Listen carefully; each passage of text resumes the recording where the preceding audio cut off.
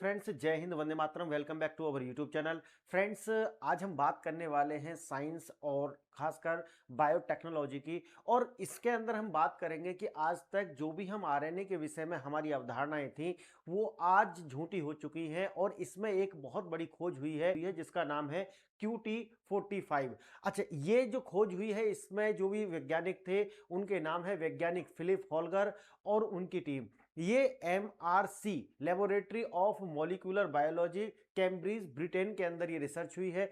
और इसके द्वारा अभी तक जो हमारी अवधारणाएं आरएनए को लेकर के थी उनको इसने झूठा साबित कर दिया है। QT45 एक अणु है जिसके अंदर मात्र 45 न्यूक्लियोटाइड्स हैं। ये जो न्यूक्लियोटाइड्स हैं ये अपने आप में इनकी जो अपनी संरचना है वो लंबी है, फिर भी ये अपनी कॉपी बनाने में सक्षम है। ये आरएनए अपनी कॉपी बना सकता है और इसने पुरानी सोच को बदल करके रख दिया है। आइए आज इसमें देखने वाले हैं कि ये QT45 और इसके इस मॉलिक्यूल के रिसर्च होने से हमारे अपने दैनिक जीवन में क्या प्रभाव पड़ेगा, मेडिकल साइंस पे इससे क्या प्रभाव पड़ेगा। तो देखिए, नई खोज, एक अणु की खोज हुई है QT45। यह सिर्फ 45 न्यूक्लियोटाइड्स की जादुई लंबी श्रृंखला है। और अब आप अगर आप बेसिक नॉलेज भी होगी, मैं जैसा आपको इसमें दिखाने वाला हूं कि आरएनए और डीएनए को लेकर के हमारी जो अब तक की सोच है वो क्या कहती है। देखिए, आप जानते होंगे कि जो डीएनए है उसे माना जाता है ये डबल स्टैंडर्ड होता है, जबकि आरएनए को लेकर के होता है ये सिंगल स्टैंडर्ड होता है। उसी तरीका से अगर हम इसके बेस की बात करते हैं तो डीएनए का जो बेस है वो ATCG, जो मैं अभी आपको समझाने वाला हूं।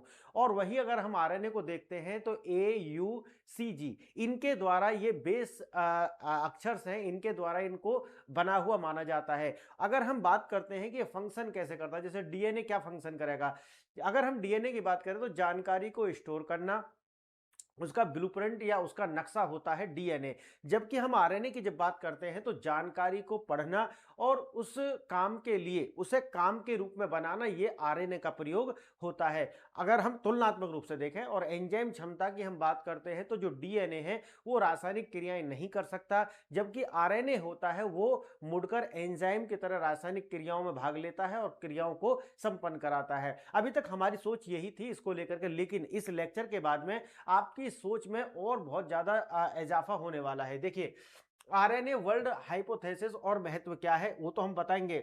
वैज्ञानिकों ने यह सिद्ध किया है कि जीवन शुरू करने के लिए बहुत बड़े और जटिल अणुओं की आवश्यकता नहीं थी। अब देखिए, मैंने पहले भी एक वीडियो बनाया था कि जापान का हायाबुसा 2 जो कि 2010 में लॉन्च हुआ, 2020 के आसपास ये पृथ्वी पर लेकर के आया था और ये गया हुआ था एक उपग्रह के ऊपर, जहां से ये कुछ सैंपल्स लेकर के आया। ये सैंपल्स बताते थे, जो कि मैंने एक लेक्चर बनाया था, कि जो जीवन है उसकी बेसिक इकाई क्या है, जो मैं आपको बता रहा था ATCGU। ये हमारे जीवन की बेसिक इकाई है जिनसे हमारे डीएनए और आरएनए का निर्माण होता है। तो जो सैंपल्स लाए गए थे उन सैंपल्स में ये पता चला है कि ये ATCGU इस तरीका के जो बेसिक ब्लॉक्स हैं जीवन के, ये सिर्फ पृथ्वी पर नहीं है, बल्कि उस रिसर्च ने ये बताया कि ये जो जीवन है ये पृथ्वी पर आया है तो सिर्फ और सिर्फ किसी दूसरे ग्रह से आया हुआ है। वो लेक्चर प्लस ये दोनों को अगर आप कंबाइन करके देखेंगे तो आपको और भी अच्छे से समझ में आएगा। देखिए, वैज्ञानिकों ने ये बता दिया है कि जीवन को शुरू करने के लिए बहुत ज्यादा हमें जटिल अभिक्रियाओं की आवश्यकता नहीं होती। आत्म प्रतिलिपि सेल्फ रेप्लिकेशन में सक्षम होते हैं। आरएनए के लिए बताया गया है ठंडा और हल्का क्षारीय पानी। ये छोटा अणु ठंडे और हल्के क्षारीय पानी में खुद की कॉपी तैयार कर सकता है। और ये अणु क्या है? QT45, जो कि आरएनए को रिप्लिकेशन करता है। अब देखिए, 1 ट्रिलियन रैंडम विकल्पों में से चुना। वैज्ञानिकों ने लाखों करोड़ों आरएनए अनुक्रम के परीक्षण के बाद इस सटीक अणु की खोज की है। आरएनए और डीएनए, जो मैंने अभी आपको तुलनात्मक रूप से बताया है, 3 से 4 अरब साल पहले डीएनए और प्रोटीन से पहले आरएनए ही अस्तित्व में थे, ये भी इससे पता चला है। अब अगर हम आरएनए सूचना का भंडार और सक्रिय मजदूरी अगर एक तुलनात्मक रूप से देखें तो डीएनए सिर्फ जानकारी स्टोर कर सकता है। एक तरीका से जानकारी को स्टोर करके रखने का कार्य डीएनए का होता है, जबकि जबकि आरएनए जानकारी रखने के साथ साथ रासायनिक क्रियाओं में भाग लेता है और इसको सक्रिय करता है। अब देखिए, डीएनए और आरएनए के बीच बुनियादी अंतर क्या है? वैसे तो अभी मैंने आपको जो बताया है वो है, लेकिन यहाँ पर सामान्यतः देखा जाता है कि डीएनए डबल स्टैंडर्ड होता है और आरएनए सिंगल स्टैंडर्ड है। मुख्य कार्य क्या है? जैसा कि आपको शुरू में मैंने अभी बताया कि मुख्य कार्य ये है कि जो डीएनए है वो जानकारी को स्टोर करके रखता है, नेक्स्ट जनरेशन में उसको पहुंचाने का कार्य होता है, जबकि आरएनए के अंदर जानकारी को समझना और उसको काम पर लगाना, यानी कि मुख्य कार्य उसका है भूमिका लेना और पार्टिसिपेशन करना। आधुनिक चिकित्सा में अगर जो ये रिसर्च है जो आती है, ये बताती है कि आधुनिक चिकित्सा में इसका जो भविष्य है वो ये है कि एमआरएनए वैक्सीन और नई दवाओं के निर्माण में एक क्रांतिकारी बदलाव ला सकता है ये खोज। आइए थोड़ा इसे विस्तार से देखते हैं, लेकिन आगे बढ़े उससे पहले दो प्रश्न हैं जो आपके एग्जाम के लिए महत्वपूर्ण है, आप इन पर विचार कर सकते हैं। देखिए, जीवन की उत्पत्ति के संदर्भ में आरएनए वर्ल्ड हाइपोथेसिस को सबसे अधिक वैज्ञानिक समर्थन किस आधार पर मिलता है? चार विकल्प आपको दिए गए हैं, अगर आप आंसर जानते हैं तो वेल एंड गुड, अदरवाइज आपको लास्ट वाली स्लाइड पर इसके विस्तृत आंसर्स मिल जाएंगे। पहला देखिए, आरएनए का आकार डीएनए से बड़ा होना। दूसरा, आरएनए की जानकारी स्टोर करना और एंजाइम की तरह कार्य करने की दोहरी क्षमता। तीसरा, आरएनए का अत्यधिक स्थिर और अपरिवर्तनीय होना। और चौथा, आरएनए में यूरिसिल यानी यू की अनुपस्थिति। अब आपको बताना है इनमें से कौन सा सही है। दूसरा प्रश्न देखिए, QT45 अणु की खोज ने स्वयं प्रतिकृति यानी कि सेल्फ रेप्लिकेशन से जुड़ी किसी पुरानी वैज्ञानिक मान्यता को चुनौती दे दी है? पहला है, केवल बड़े और जटिल अणु ही स्वयं की कॉपी बना सकते हैं। दूसरा, स्वयं प्राकृतिक केवल गर्म पानी में संभव है। तीसरा, डीएनए के बिना कोई भी अणु स्वयं को नहीं दोहरा सकता। और चौथा, स्वयं प्राकृति के लिए प्रोटीन का होना अनिवार्य है। अब देखिए, अगर आप आंसर जानते हैं तो ठीक है, नहीं तो मैंने आपको बता दिया है। अब सबसे बड़ा सवाल, जीवन की शुरुआत कैसे हुई? जो मैंने आपको बताया था कि जो रिसर्च जापान के अंदर हुई है वो बताती है कि जीवन की जो शुरुआत है जरूरी नहीं है कि वो अर्थ पे ही हुई है, बल्कि अन्य ग्रह हैं वहां पर भी जीवन की शुरुआत हुई है। लेकिन जीवन के लिए सबसे ज्यादा सुगम स्थिति बनती है अर्थ के ऊपर, इसीलिए अभी तक तो ये माना जाता है कि जीवन सिर्फ अर्थ पर है। और एलियंस जैसी जो अवधारणा है उनकी भी जितने भी हाइपोथेसिस आ रहे हैं कहीं ना कहीं वो सत्य होते ही तो जा रहे हैं कि नहीं, अर्थ को छोड़कर भी जीवन संभव है। करोड़ों अरबों साल पहले पृथ्वी पर इंसान, जानवर, पेड़ पौधे या डीएनए जैसी कोई जटिल व्यवस्था नहीं थी। तो वह पहला रसायन कौन सा था जिसने पहली बार खुद को दोहराना, कॉपी करना शुरू किया? वैज्ञानिक मानते हैं कि जीवन की शुरुआत किसी जादुई घटना से नहीं बल्कि रसायन विज्ञान के एक निर्णायक कदम से हुई मानी जाती है। और वो क्या है? ATCG। ये चारों, और AUCG, यूरेसिल, ये है आरएनए। तो ये जो क्रिया है इनमें ATCG और AUCG ये केमिकल की घटना होने से, ये क्रिया होने से जीवन की शुरुआत मानी जाती है। अब देखिए, वो जो मैंने अभी आपको समझा है, संरचना डबल स्टैंडर्ड है, आरएनए डीएनए और आरएनए सिंगल स्टैंडर्ड। आगे देखेंगे अक्षर कौन कौन से हैं, ATCG और इसमें है AUCG। मुख्य भूमिका, जानकारी स्टोर करना, नक्शा ब्लूप्रिंट की तरह कार्य करना, और अगर हम आरएनए की बात करते हैं तो जानकारी को पढ़ना और उसको फंक्शन करना। एंजाइम क्षमता, रासायनिक क्रियाएं नहीं कर सकता डीएनए, जबकि आरएनए ये रासायनिक क्रियाएं करता है। आरएनए खास है क्योंकि डीएनए की तरह जानकारी रख सकता है और प्रोटीन की तरह काम भी कर सकता है। तो आप सोचिए, आरएनए अपने आप में खास है। आरएनए वर्ल्ड हाइपोथेसिस 1960 का सिद्धांत क्या कहता है? लगभग 3 से 4 अरब साल पहले डीएनए और प्रोटीन से भी पहले जीवन की शुरुआत अकेले आरएनए से होगी। ऐसा मानते हैं कि आरएनए से इसकी शुरुआत हुई होगी। अब क्योंकि दोहरी शक्ति क्या है, आज डीएनए जानकारी रखता है और प्रोटीन काम करता है, लेकिन शुरुआती दौर में आरएनए अकेले दोनों कार्य करता था। डेटा स्टोरेज का कार्य है जैसा कि आप डीएनए का कार्य है, लेकिन अनोखी क्षमता आरएनए के पास है जो खुद को मोड़कर एंजाइम जैसे आकार ले सकता है और रासायनिक प्रतिक्रियाएं कर सकता है। रासायनिक क्रियाएं करके जीवन बनाता है। देखिए, ये पूरा का पूरा एक चक्र आपको दिख रहा होगा। डेटा स्टोर भी कर सकता है, जीवन, है ना। यहाँ पे देखिए, ये सिंगल स्टैंडर्ड है, तो आरएनए की हम बात कर रहे हैं। अंतिम लक्ष्य है, वैज्ञानिक दशकों से आरएनए की तलाश कर रहे थे जो अपनी कॉपी खुद बना सके, और ये जो रिसर्च, ये जो हाइपोथेसिस दिखाता है कि आरएनए अपनी प्रतिलिपि खुद बना रहा है।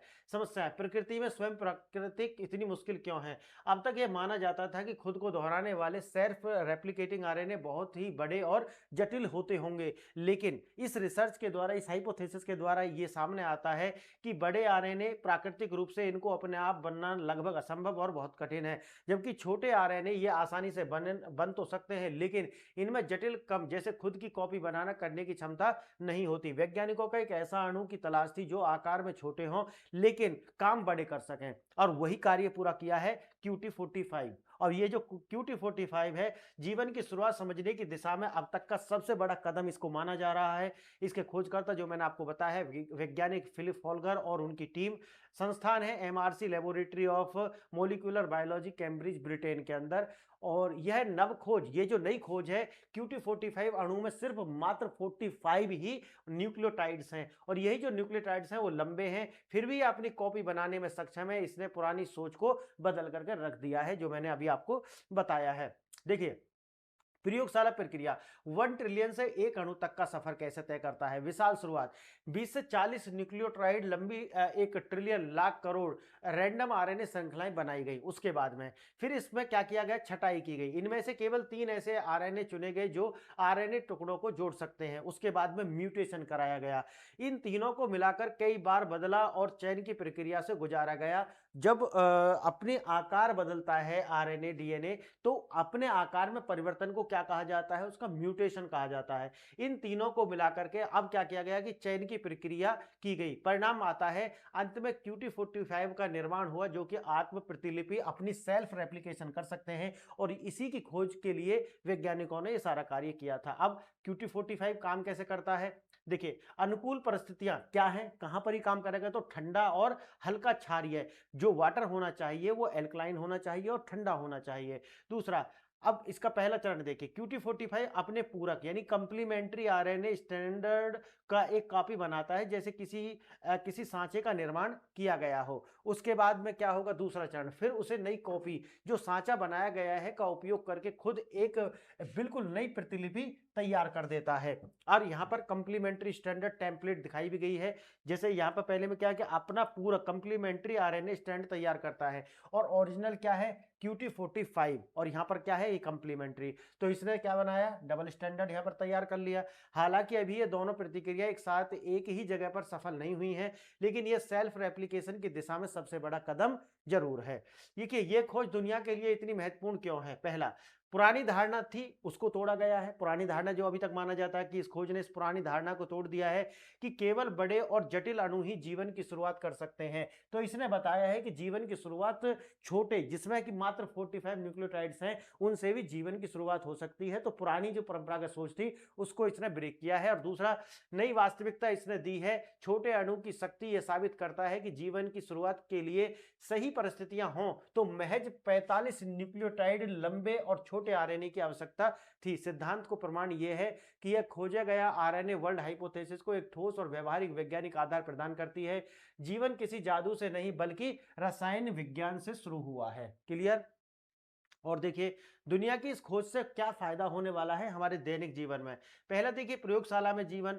वैज्ञानिक अब जीवन के सबसे पहले कदम को लैब में समझ और दोहरा सकते हैं। दूसरा है सिंथेटिक बायोलॉजी। सिंथेटिक बायोलॉजी कृत्रिम जीवन प्रणालियां, सिंथेटिक सिस्टम्स के निर्माण में अभूतपूर्व मदद मिलेगी इससे। तीसरा है बेहतरीन वैक्सीन। कोविड-19 जैसी कोई भी महामारी आएगी तो जो हमने एक सेल पर कार्य कर लिया है, तो हमें उसको समझने में और उसके लिए जल्दी से वैक्सीन निर्माण करने में हमें मदद मिलने वाली है, क्योंकि जो वैक्सीन mRNA पर आधारित होती हैं वो ज्यादा प्रभावी और उस बीमारी के इलाज को संभव बनाती हैं। जैव प्रौद्योगिकी, आप देखिए, बायोटेक्नोलॉजी में भी हमें एक नया इसमें बूस्ट मिलेगा।